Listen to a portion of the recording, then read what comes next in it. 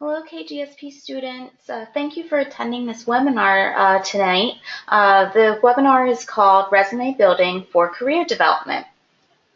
During the webinar, we will explore why it is important to have a resume, what resources are available for creating a resume, the overall structure of a resume, and also important do's and don'ts of resume writing.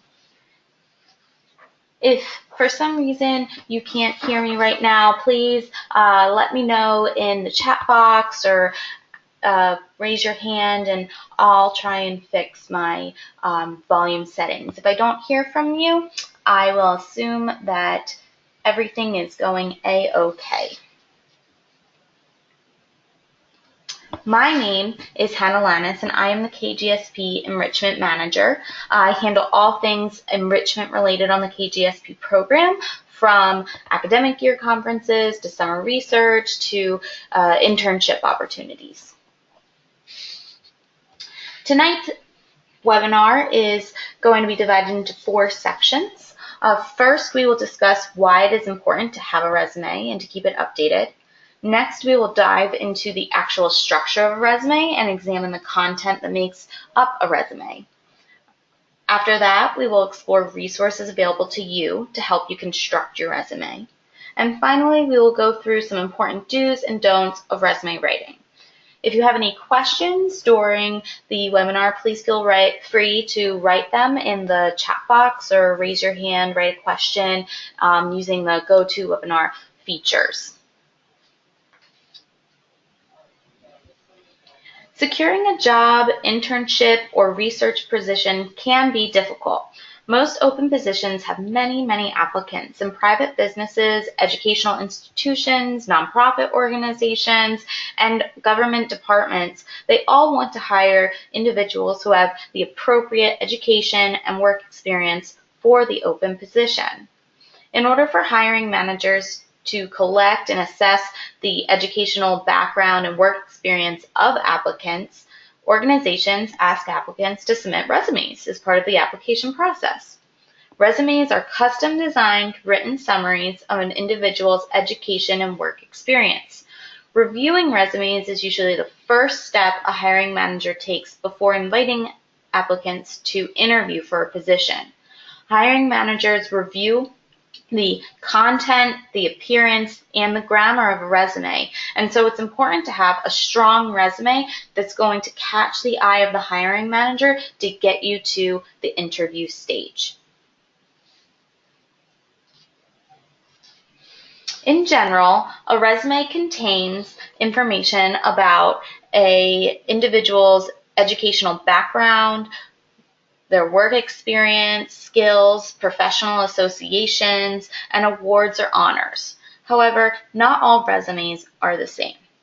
Resumes contain different information depending on the professional field of the individual. For example, a resume of a high school teacher is going to look different than an electrical engineer's resume, or an accountant's resume, or a nurse's resume. Each occupational field has different expectations for what information is on a resume, how many pages the resume can be, and what the structure is of the resume.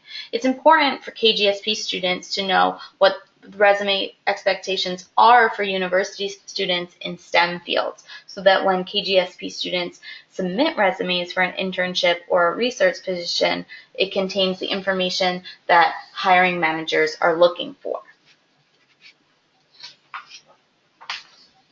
Resumes are divided into different content sections. The first 2 sections are your contact information and your objective. Contact information is important if you want the hiring manager to be able to reach you for an interview. If you don't put your current address, your phone number, or an email to reach you at, they won't be able to reach you for that interview. All of your contact information should be up to date. So if you move and your address changes, or if you get a new cell phone, please remember to update that in your resume. The objective is a 1-sentence summary of why you want the open position, and it should be directly connected to the position's job responsibilities. As you can see on the screen, we have an example of a resume's contact information, and an objective.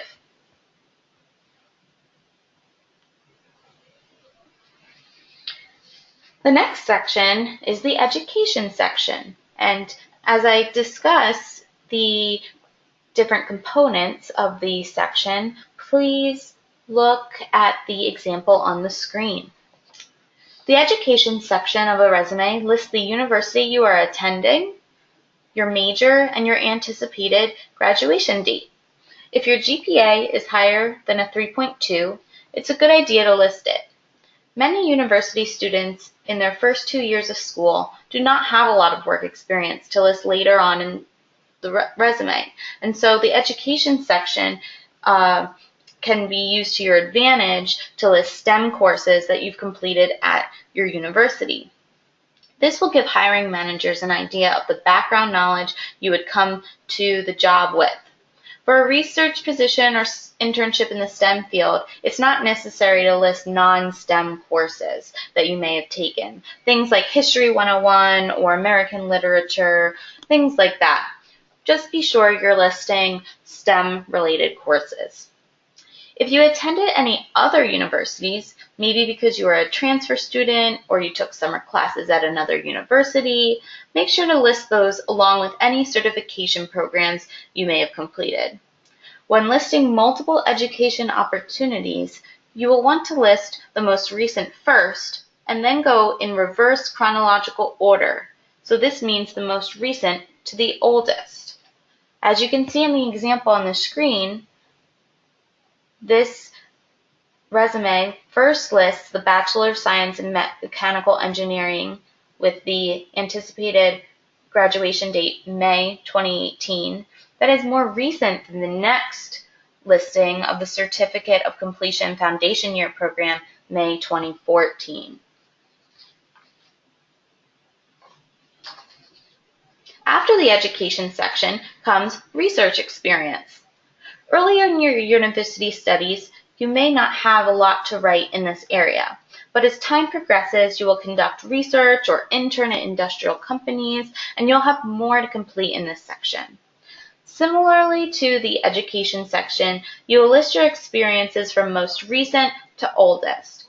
When listing the research experiences, you will put the name of the company or organization, where it is located, the dates that you worked there, and what your title or role was.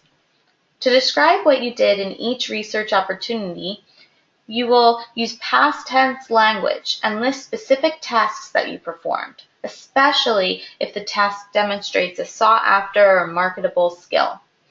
In addition to tasks, talk about specific projects that you worked on during the research experience and their results. Each task, project, or accomplishment you list should start with an action-oriented verb.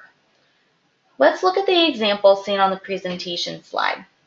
2 research experiences are listed.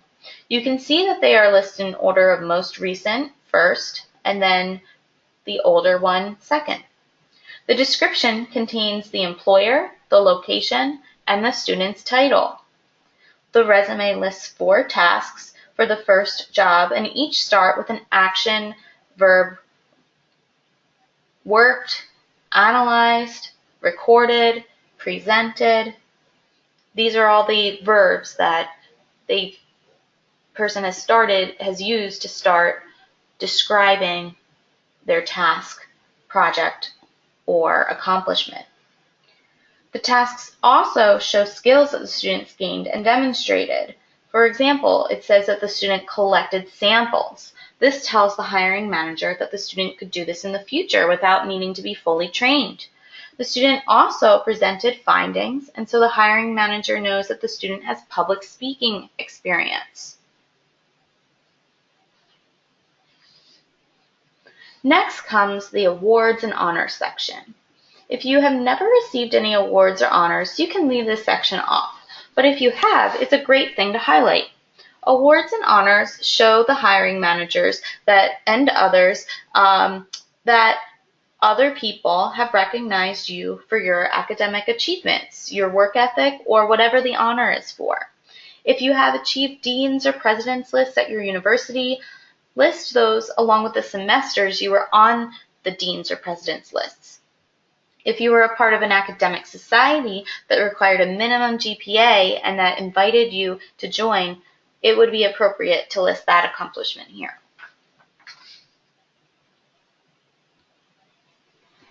Employers like to see that applicants are involved in their university community outside of academics. If you're in a school club, society, maybe it's something like the Society of Women Engineers, or maybe you volunteer in the community. All of these things should go in this section, the extracurricular activities section. As with research experience section, you should state what your position is in the activity, especially if it's a leadership position. And if your tasks in the activity demonstrate a marketable skill, you can elaborate on that.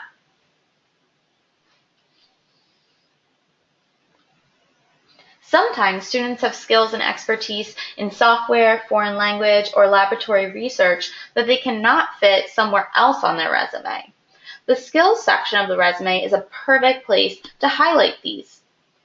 As seen in the example on the slide, students might have expertise in coding, fluency in multiple languages, or knowledge of how to use a specific type of lab equipment.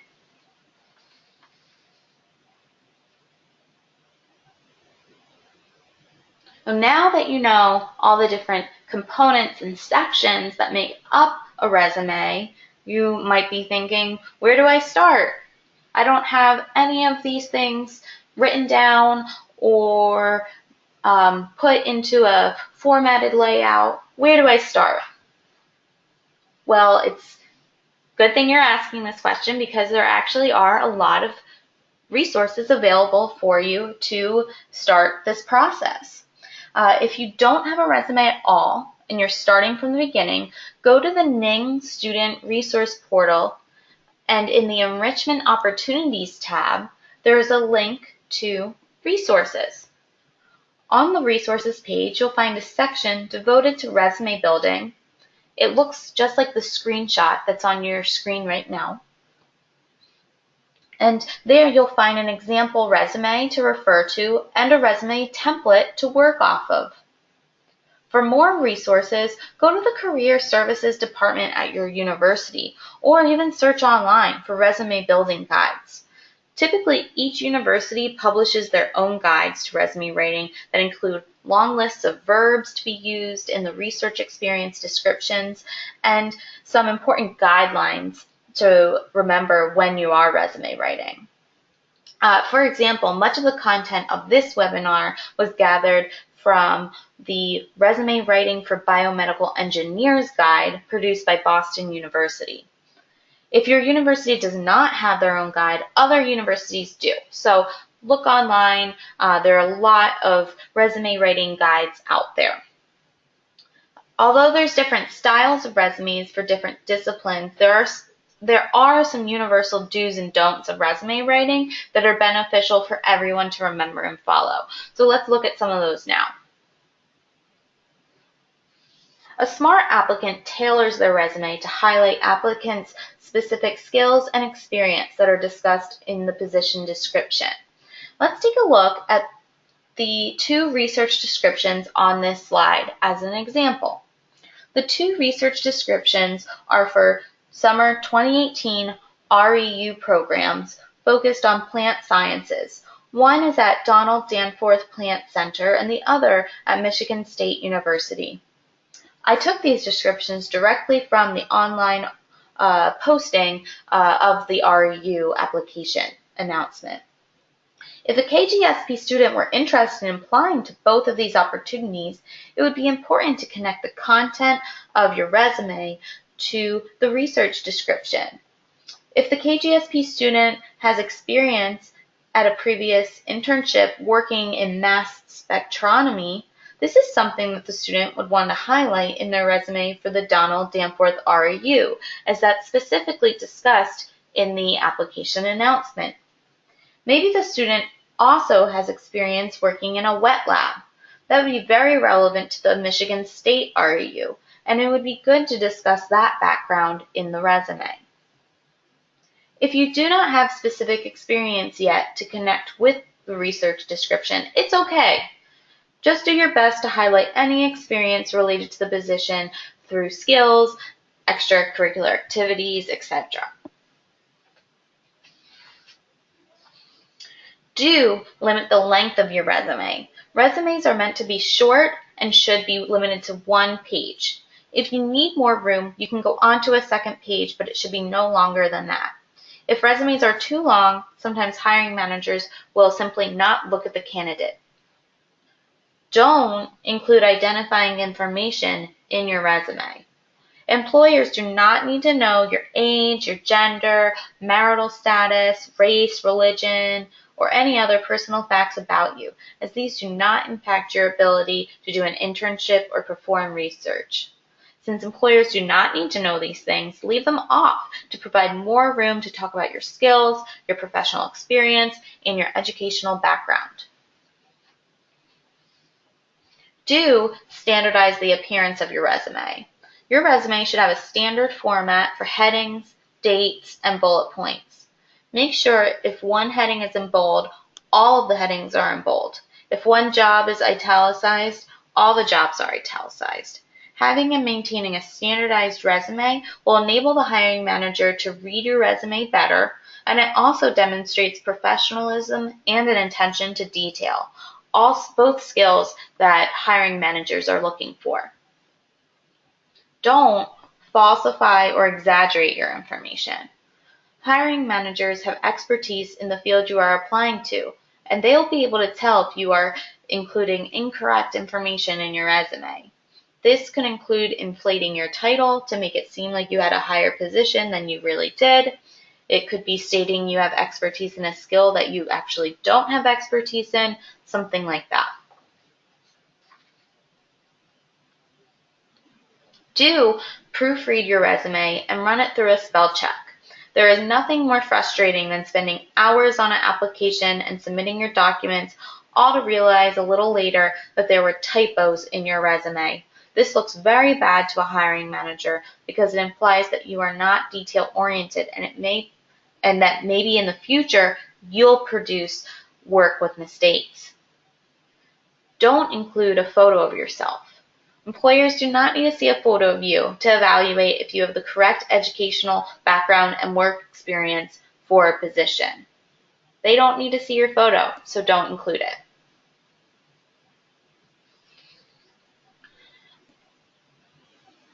Do highlight your accomplishments. It's a simple step that's often forgotten. Oh no, sorry everyone, I see there's a little typo myself in my heading. I apologize. Look at that. And see, a perfect example of why you need to double, triple, quadruple check your resumes. The heading should be proofread. Proofread your resumes. You really need to make sure that you are not having any grammar mistakes, not having any typos. I know I said this on a previous slide, but I really just want to enforce it again. Please, please, please proofread your resumes. Don't include references. It's always good to know about your references, have them in mind, but the information on your resume should just be about yourself. It shouldn't be about anyone else, so you're not going to include your references on your resume. Do have your resume reviewed. Once you've written your resume, bring it to your university's Career Services Department. This is one of the steps in proofreading. Have other people proofread your resume. One of the services that your Career Services Department offers is providing guidance and feedback on resumes. The staff in career service offices are experts in job acquisition, and they can give you advice on your resume. You should also submit your resume to your KGSP advisor.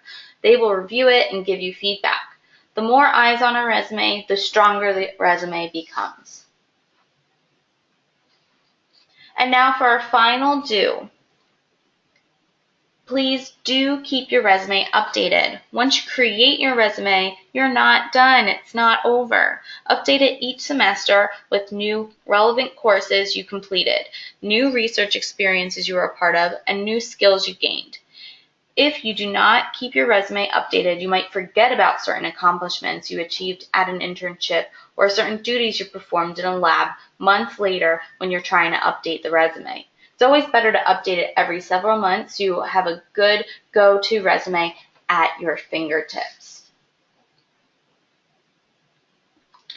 This concludes our webinar on resume building. I hope you found the webinar useful and informative. If you have any questions about completing your resume, building it up, or whatever, please email your advisor. This recording of the webinar is going to be posted to Ning, so if you want to revisit any of the information or tell a friend about it who wasn't able to join today during the live session, please let them know that they can see it on Ning. I hope everyone has a wonderful weekend, and I will say goodbye.